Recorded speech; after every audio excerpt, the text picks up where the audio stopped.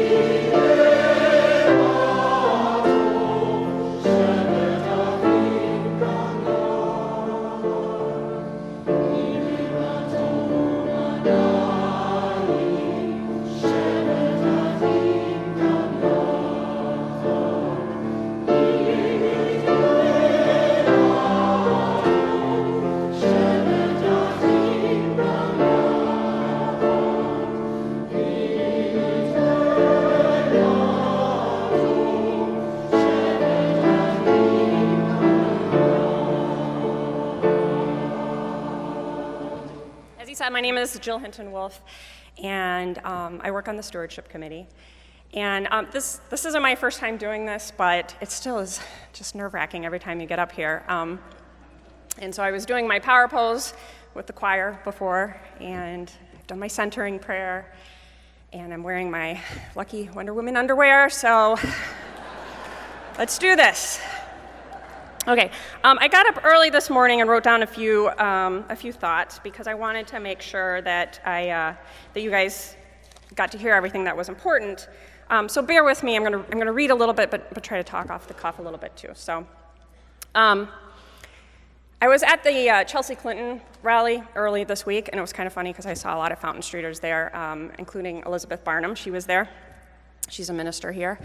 And she was with another minister from, I believe, Second Reform, and the woman asked me how long I'd been a member at Fountain Street, and I had to think about it, and I believe I started coming when my daughter was 2, and God help me, she's going to be 18 this week, so it feels like a long time when I say 16 years, but compared to some of the people who have been here for 30, 40, generations, I still feel like kind of the newbie here. But I wanted to talk today about my friend Kathy, who I met, and I don't work with her anymore, but we probably met 15 years ago, and she's probably about 15 years older than I am. And Kathy, when she reached a certain point in life, she and her husband finally had gotten the adult children to move out, had a little bit of extra income, decided that they wanted to move out of their neighborhood on the southwest side of Grand Rapids, which was that kind of neighborhood, where they would, in the 60s and 70s, all the stores would design their sales around when the GM bonus checks were coming out. So very blue-collar neighborhood, but more recently, they had saved up some money and bought a house in the more affluent suburbs east of town, and they had a bigger plot of land. Her husband was born of Mexican immigrants, and he wanted a big garden that he could do. So they packed up all their stuff and headed east, and they moved in, and they missed home. They missed it a lot. They missed what they thought had been the worn-down neighborhood on the southwest side. They missed their neighbors. They just never felt like they quite fit in. And so Kathy did this really brave thing, and they decided to move back. And it's really brave because then she had to call her friends and family and be like, hey, you know how you helped us move 3 months ago? We need you to do it again. And her friends and family were so supportive and said, absolutely, Kathy, if you feel more comfortable at home, we'll come help you out. So they all came, and they moved all the stuff back into the moving van. And Kathy's sort of standing back, and she's looking at her little brother, who of course is big and grown up in his family, and has always been so supportive of her. And her sister, who was her soulmate and supported her through thick and thin, and her mother, who had taught her everything she knew about living right and wrong. And they were all going through the line eating. The mother had made a big pan of pork barbecue. And Kathy just was filled with gratitude and looking at her family, and is the last one to go through line. And her mother's about to serve her a big serving of pork barbecue on top of her bun. And Kathy stops cold, and she says, Mom, where did you get that? And her mom holds up the utensil. She says, this? I don't know, I just got it out of a box. It was the kitty litter scoop. Had served everybody, all her friends and family that had come to help, and Kathy just kept her mouth shut, went through line, never said a thing, but she told us at work the next day. And it's one of my favorite stories, and it just kind of reminds me of home, right? Like, some things happen that maybe you can't expect and maybe you can't control, but that's where the people who love you are. And let me find my place here. So it's coming home is hard. Sometimes it's made even harder by things out of our control. In this church, on Christmas Eves, when I see baptisms, when I see new member orientations, I sort of just I can feel the spirits, whether it's Abraham Lincoln or Amelia Earhart or Eleanor Roosevelt, who spoke here. I can feel them sort of soaked into the stones and flying up in the rafters in the wood and kind of looking down. In fact, I can feel them now. This church has an amazing historical foundation, and it has gotten us so far. But what I'm so excited about, and this is where the stewardship part comes in, is what this church has to offer in the future. It's amazing. Because our tagline this year is "The best is yet to come." Because although this church has a rich history, its best years are ahead of us. There are a million amazing things this church has left to do, and that's just in 2017. There's so much good here, so much important work to be done that you can be a part of in a million different ways, big and small. So like Kathy, I'm so grateful for my family here, even if they occasionally slip up.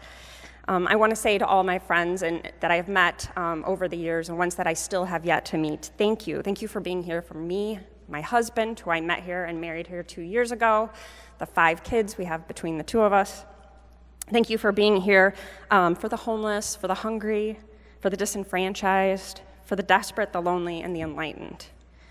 Keep an eye on Fountain Street Church, because you know what? The best is yet to come.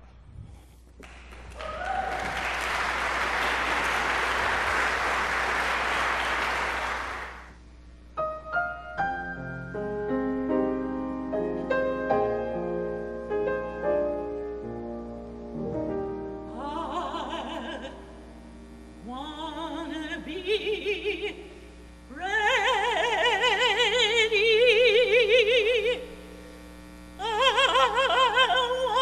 wanna be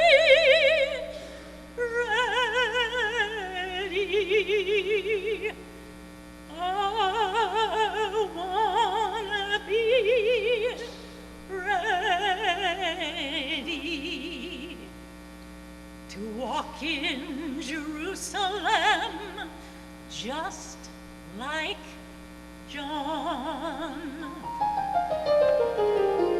My feet stand steady.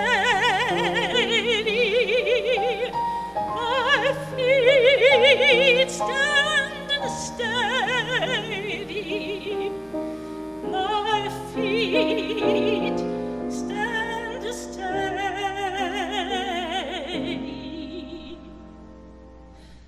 To walk in Jerusalem just like John.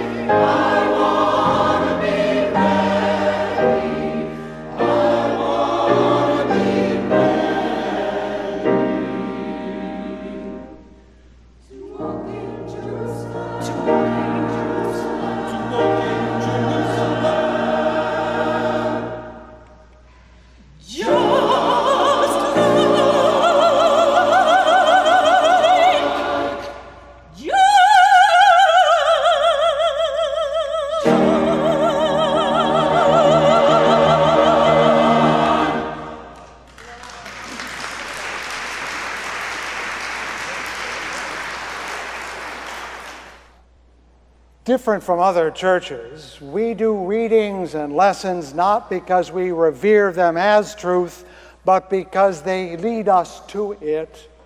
Anyone who thinks they already know everything is pretty much sure not to know anything.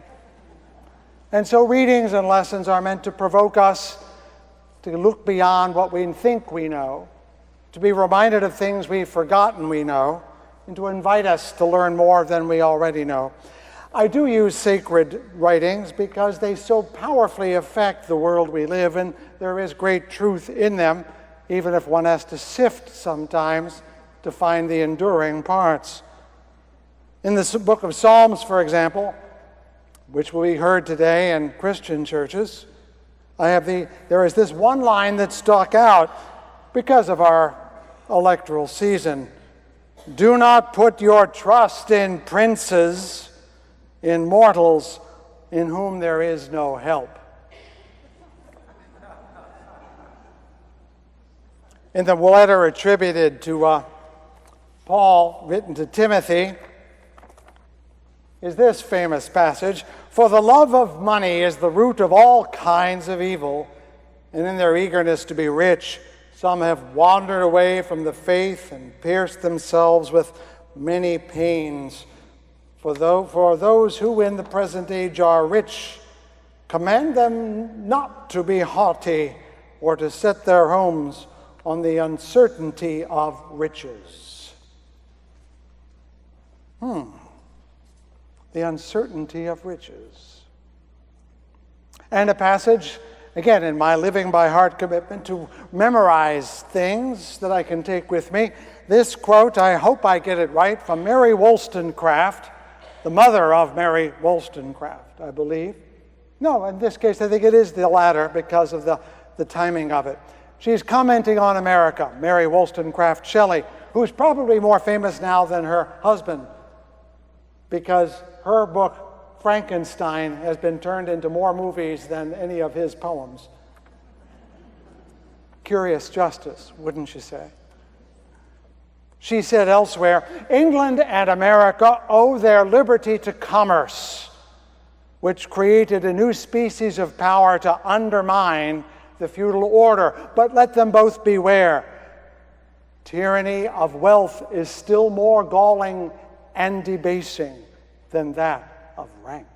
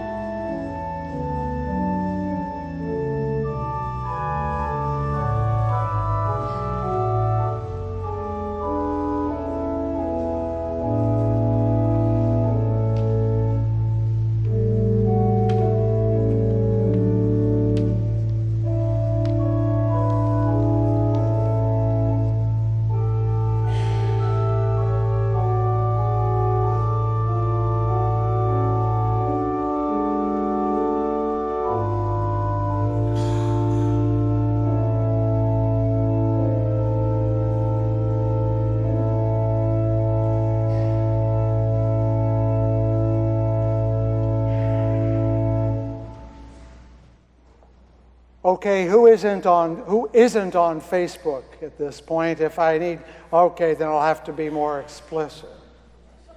The church maintains a presence on Facebook, and people post things to it, and they're very charming, often photographs. And a week or so ago, it was just last week, we had a reception for the artists who are presenting during Art Prize. And I was grateful to be invited to say a few words. And a member, a wonderful fellow, Brad Miller, took pictures. He's always taking pictures. God bless him, he's always taking those pictures. Brad, I see you. You're always taking pictures. And he took a picture of me in which I swear to you, I looked like the grown-up version of the National Enquirer Bat Boy. I am not kidding. Now, it wasn't his fault. He caught me in a singularly hideous moment. Or maybe it wasn't singular. It's an awful picture. I mean, it's a great picture of, well, never mind. My point here is that I cringed when I saw myself.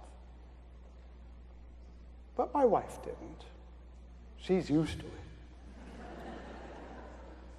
But more to that, I don't think there's a person in the world who doesn't have a side of themselves that they think is unworthy, ugly, undesirable.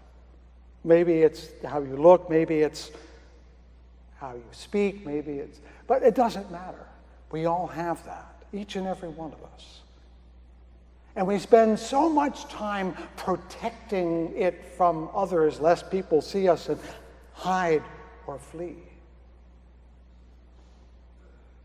I would like to hope that we can be a community where you can bring your ugly self as well as your pretty self, knowing that it will be seen and loved, because it is part of what makes all of you, you. If we are only good to the extent that we are pretty in face, in demeanor, in word, then we're not all here, are we?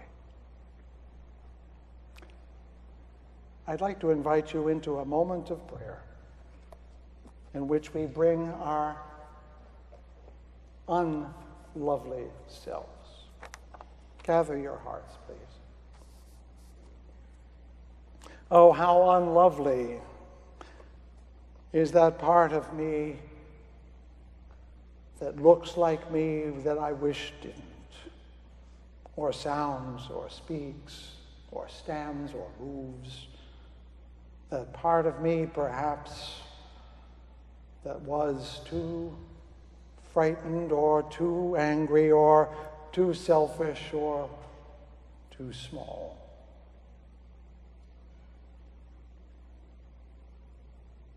Do I not give too much time to the shame and the embarrassment? Am I not too worried that those I love will not love me or love me less if they were to see that part? And yet, we know, as sure as all things, that who we are is all of us, not a part. And that which trembles is strong, and that which we hide is great, and that which makes us cringe is worthy of admiration in your sight. All in all, together, entire, seamless, unseparated. How hard it is to believe we are wholly worthy, and yet we are. May this time, this moment, be a place where we can sense that most tender part of us, that which we find least worthy, and know that it too is worthy of our love. And so shall we pause in silence to give room to that prayer that bids the least of us to be present in each of us. So let us pray in the silence.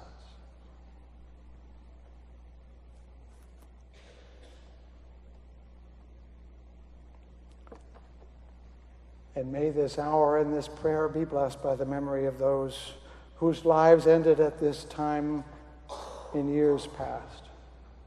We lift up the names of our beloveds, Elizabeth Collins, Maynard Brackney, Betsy Horning, Harry Luton, Stephen Carr, Barbara Gallmeyer, Kay Ming Sun, Tom Evans, Jamal Thorne, Edward Smith, Walter Bergman, and Jennifer Louise Kennedy. El Malay Rachamim, God of mercy, dwelling in the heights, bring rest beneath the wings of your presence to those, our beloved, who have gone to their eternal rest.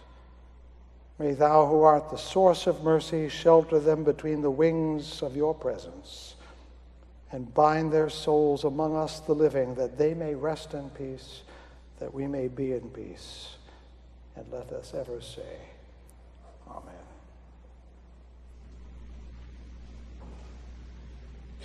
If ye love me, keep my commandments, and I will give you and I will make the and he shall give you another.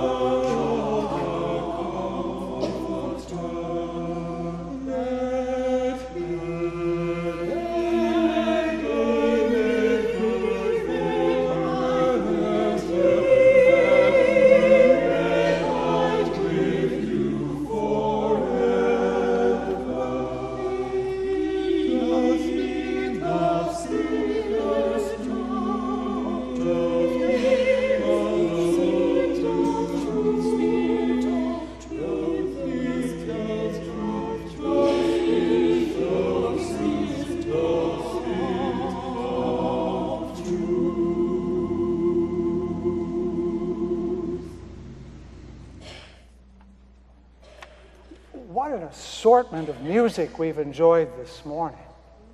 Ralph Vaughan Williams, Thomas Tallis, They'll Always Be in England. But also Harry T. Burley, I Want to Be Ready. A place where all things beautiful belong, and unbeautiful. In August of 1968, the Democratic Convention was held in Chicago, and most of us weren't there. Many of us were not alive, but I was, and some of you were, and you can remember that the real action wasn't in the convention at all. It was out on the street in Grant Park, where anti-Vietnam War protesters came by the thousands. LBJ, LBJ, how many boys have you killed today? The police intervened. A riot ensued.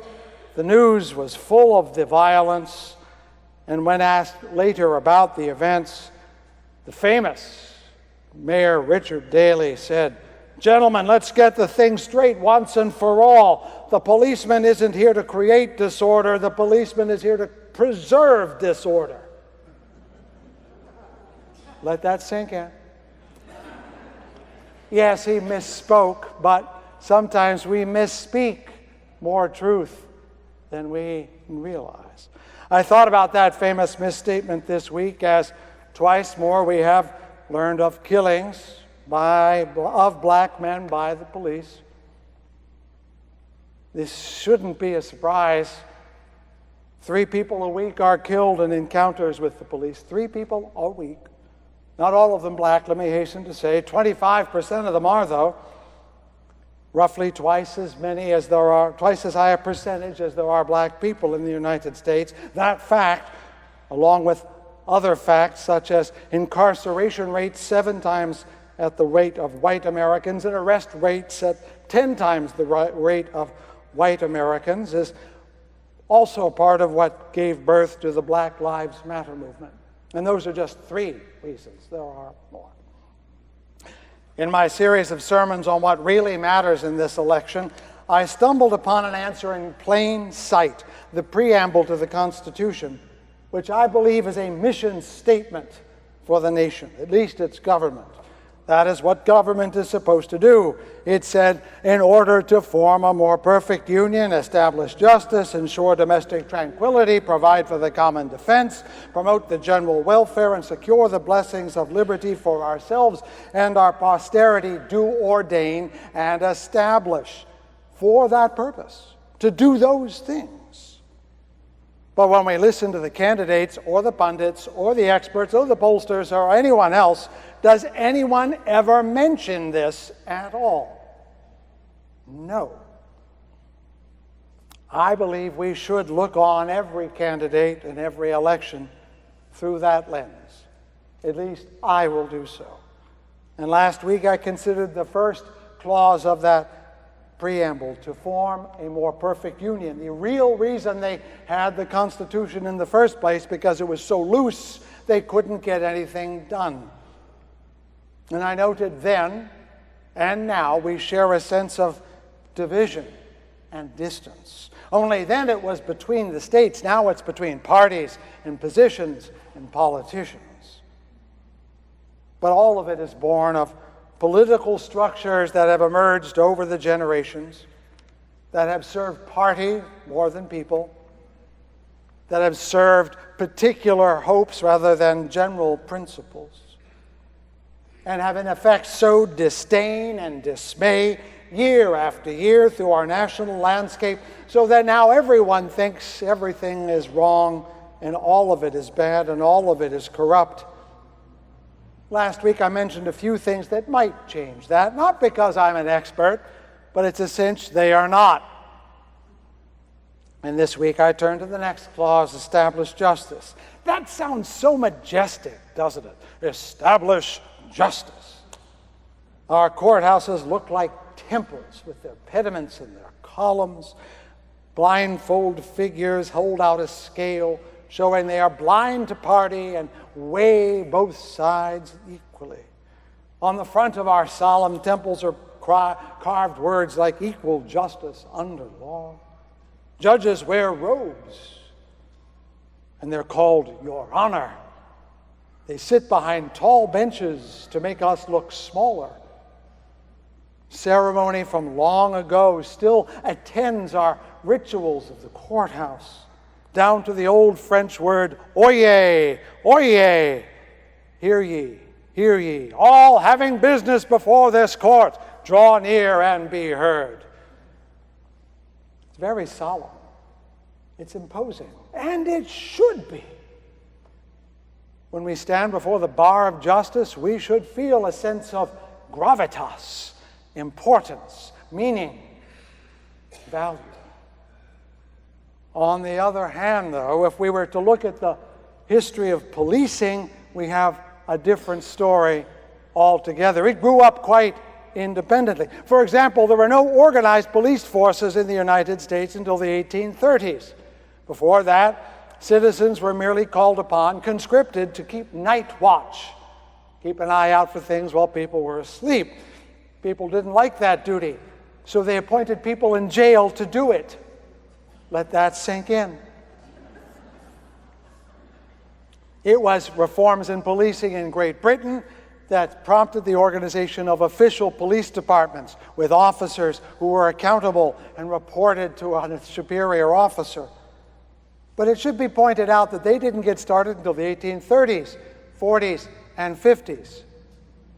It should also be pointed out that south of the Mason-Dixon line, before there were police forces, there were slave patrols. They had stars like sheriff's badges, but it said slave patrol. And their job was to capture runaway slaves, to intimidate those that were out and about without permission, and to make sure they knew who was boss. And these became the police in Reconstruction America and in post-Reconstruction America. In both cases, the primary role of the police was never to prevent crime, it was to maintain social order. A paper written in 1977 writes, "What constitutes social and public order depends largely on who's defining those terms. Economic interests had a greater interest in social control than in crime control to ensure a stable and orderly environment for the conduct of business." In other words, there's a good argument to be made that the police were always there to keep order based on whoever was in charge thought was orderly. Far from coming from high-minded notions of justice, policing began as a way to keep people in their proper place. Today, policing, thankfully, is vastly more professional, more accountable, more responsible. But in the same way that our courthouses maintain a connection to that ancient sense of ritual and power, I believe our police departments still have a residual sense that their job is to preserve order. And sometimes at the expense of justice. Two enduring struggles in America meet in our history of policing. One is maintaining power over people of color, and in the North over immigrants. The other is exerting power on behalf of the powerful as their agents. Both of these we know in our hearts are rank injustices, and they are more self-evident than the equality promised in the Declaration and guaranteed by the 14th Amendment to the Constitution. You could say with some accuracy that we have better established injustice when it comes to people of color and to ensuring the privileges of people of power. That's the ancient injustice that Black Lives Matter is all about. Not the particulars of this killing or that injustice, but the persistence of injustice on a day-to-day and constant basis in ways that you and I, as whiter people, rarely see and may not even know. So though we hear anger each time someone is killed, it is the 200, 300 years, 350 years of broken promises that fuels the constant outrage of people of color. It is established injustice to which James Baldwin generations ago wrote, "How can one respect, let alone adopt the values of a people who do not on any level whatever live the way they say they do or the way they say they should?" He goes on to say, "Do I really want to be integrated into a burning house?" The other injustice I've named is the cynical version of the golden rule. You know that one. Whoever has the gold makes the rules. This truth has been around as long as Croesus. It's even in the Bible. Its unfairness is evident from long ago. Do you remember what I read to you a few moments ago about the love of money? That's a 2,000-year-old observation. Earlier, Ecclesiastes writes, "Whoever loves money never has enough. Whoever loves wealth is never satisfied with their income." At some point, someone asked Andrew Carnegie, I think it was, how much money is enough? And his answer was, just a little more. And of course, we all know the New Testament reminder that it is easier for a camel to go through the eye of a needle than for a rich person to enter the kingdom of God. A wicked joke and a few cartoons tell about the rich man who set up a breeding program for the shrinking of camels.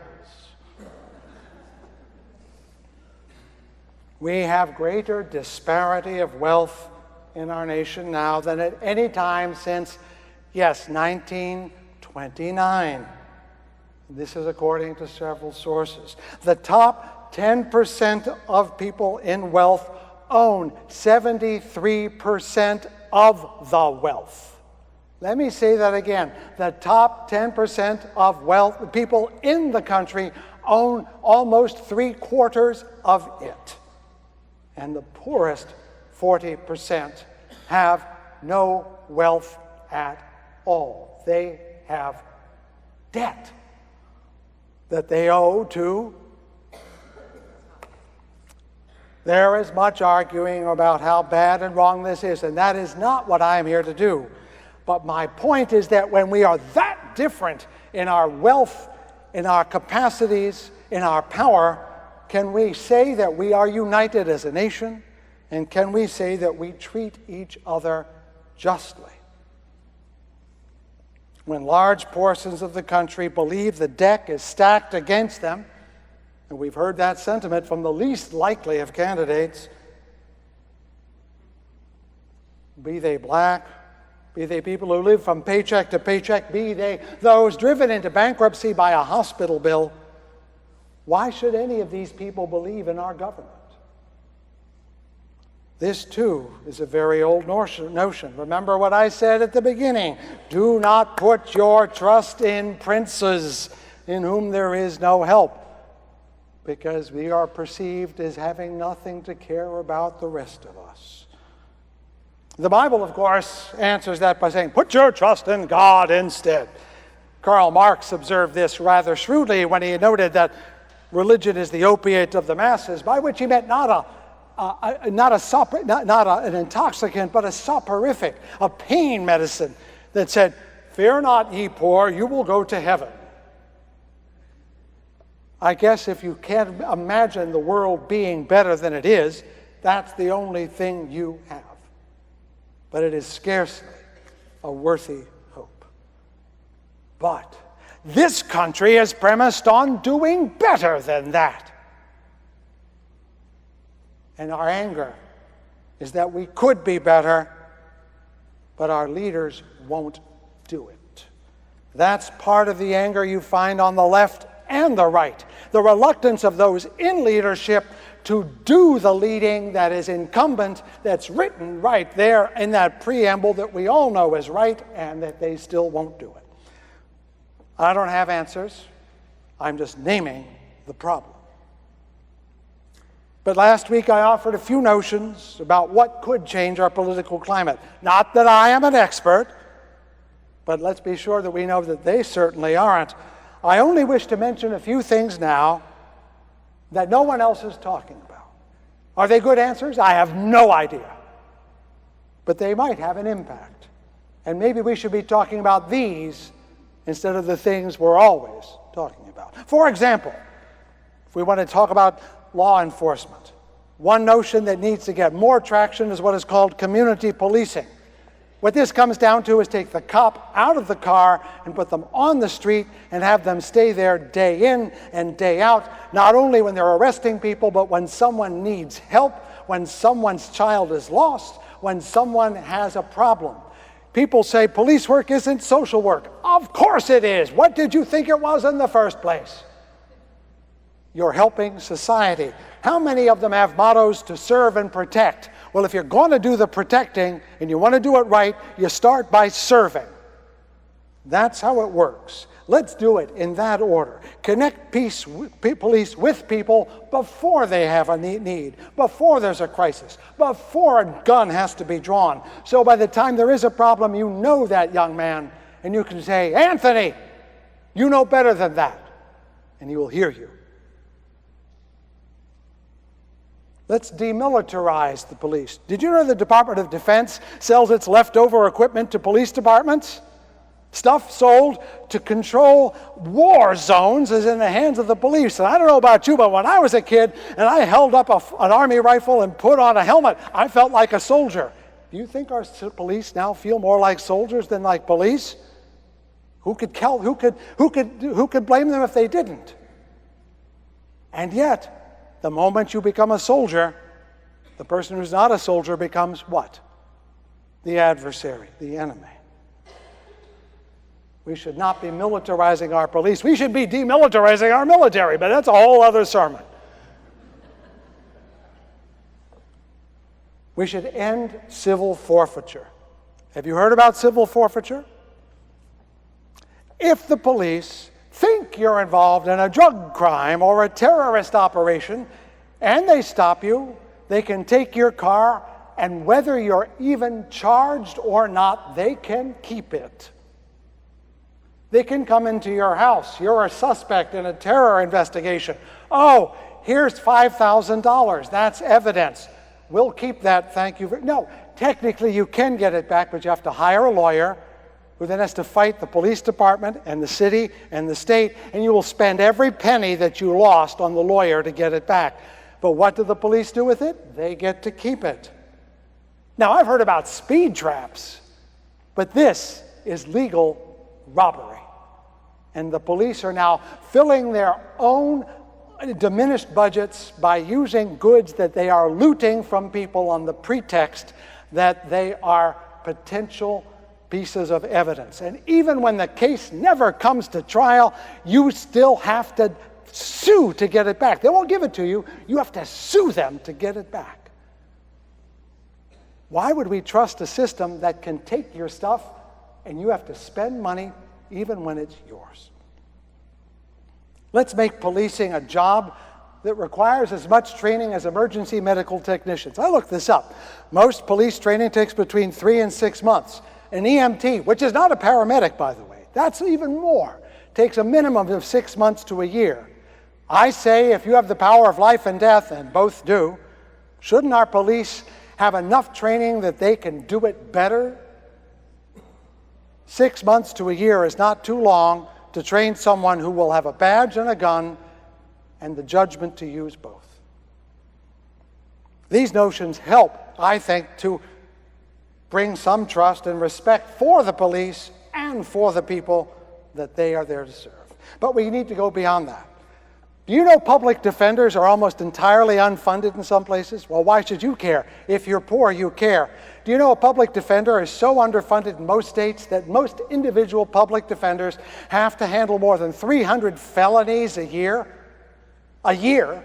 That means at least one a day, and sometimes it's upwards of 1,000. Can anyone get justice in 20 minutes of legal counsel? And if you're poor, that's what you get, if you're lucky. The Attorney General of Missouri was so angry at this that he invoked a little-known privilege of the public defender law and conscripted other lawyers to serve in that capacity. The first one he conscripted was the governor. I think he's going to find a way to get out of it, but he should not. Subject all officer-involved shootings to an independent review system and require them to at least give a partial report before leaving duty that day. Officers' unions, for many reasons, have often lobbied for the right for an officer to remain silent for 48 hours. But that diminishes the trust that we feel in the honesty of their report. I'm sorry. You have a badge, you have a gun, you have a duty. Your job is to report. And please, let us end the disastrous war on drugs that has cost us far more than we know, because it didn't happen to us, it happened to everybody else. It not only has incarcerated far too many people, it has demolished families and eroded communities. It leaves people with minor records without violence, unable to get housing or jobs, and therefore unable to support their families. It has created poverty rather than justice. And the money that we spend imprisoning them goes to private prisons, who make a profit by cutting the services they render, so that when these people do get out, and 95% of them will, they are worse than the day they walked in. Is this any way to run an airline? Sadly, a genuine bipartisan effort to begin prison reform died a burning this week because some legislators thought that it would have made it harder for law and order candidates to explain. So the thousands in jail will stay there so that some candidates won't be questioned too hard about their positions. Now let's talk about that other side of injustice just for a moment. We need to make it clear in this country that being wealthy does not give you a pass to the front of the line or a get-out-of-jail-free card. We could do a few things. Let's require, for example, all candidates for federal office require to disclose all their taxes. Now, today, not yesterday, not 8 years from now. And let's forbid them for working for anything after service that involves the power they had while they were in service. The revolving door into lobbying agencies corrupts the trust we have in legislatures and sours our belief that lobbyists are anything but self-serving. That, along with things I mentioned last week, would go a long way to restoring some reputations. I have a fun idea. Let's create an income tax lottery. We're always hearing about the income taxes, how much we hate filing them, I say every state should pick one individual or one family and one return, one personal return and one business return, and you get a lifetime exemption from the taxes. But you have to file, and it better be accurate. Why not? We should be thinking not about the onerous quality of taxation, but that it is in fact something that we all share, and why not make it interesting? Treat earned income alike. You have heard of hedge funds? Have you heard of hedge funds? They're enormous. And many of them who work for them make their money through something called carried interest, which is taxed like, well, it's taxed like your bank interest. Anybody getting interest from their bank? Mine is completely uninteresting. But it's taxed at a vastly lower level than earned income. So the hedge fund people who are making gobs of money are actually being taxed at a rate lower than you're paying. Is that a lot of money? No. But it's manifestly unfair. And it shows once again that we go through all sorts of motions for those who can afford to get their ear. How about how about raising the income subject to Social Security tax? There are a few people in this room who make more than $118,000 a year, but anything above that is not subject to Social Security tax. And yet the system is chronically in need of funds. Now, that doesn't mean every millionaire should pay 15.3% in Social Security tax on all of it, but even if it were doubled, it would save us a lot of grief for the rest of us, and it wouldn't cost that much for the rest of them. And let's remember, for far too many people, Social Security is their only security. And for people who have low pay, sometimes even full-time work is not enough. We have the Earned Income Tax Credit, but why do we always pay it out in one lump sum? If you need the money, you need it September, October, November. Why not turn it into a monthly form of funds rather than a lump sum? Just easy things to do that would mitigate the misery of those who have little and cost those who have much almost nothing. It would bring us closer together. Just a few notions. Some of them completely silly, but serious isn't getting us anywhere, is it? Maybe you have better ones.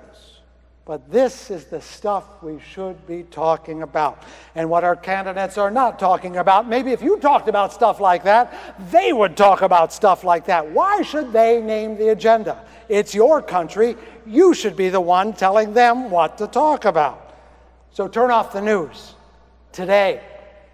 Whatever initials they have, turn them off. Talk to your friends. Find out what they think. Well, maybe we disagree. Well, maybe you need to know that. But don't talk about the candidates. Don't talk about the polls. Talk about justice.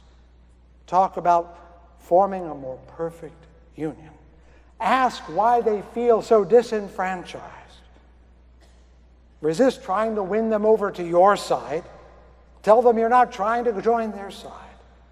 Remember that commercial from years ago? Some of you are old enough. Look for the union label. Look for the union label on all of us, that we all belong to the union that is the United States. Try to find the union label in everyone. Even if you don't find it, keep looking. It might be in their underwear. Because that's the real basis of America, the hope for justice. People came here hoping for justice, not expecting it, but hoping for it, knowing they had a better chance here than someplace else, not expecting perfection, but thinking progress could happen here in ways it couldn't happen there. If we've given up hope, we cease to be America. If we have settled for a system in which we have to choose between what we think is the lesser of two evils, we are evil. If we have given up on the thought that it could be right, then we will not get it right. It is hope that leads us to do the things that make hope come true. The moment you give up hope, everything vanishes. That's the real America. The hope for justice. I want you to find the hope. Because when you find the hope, then maybe you can believe it into existence. Not today or not tomorrow, but someday. But if you don't have the hope, it will never come into being.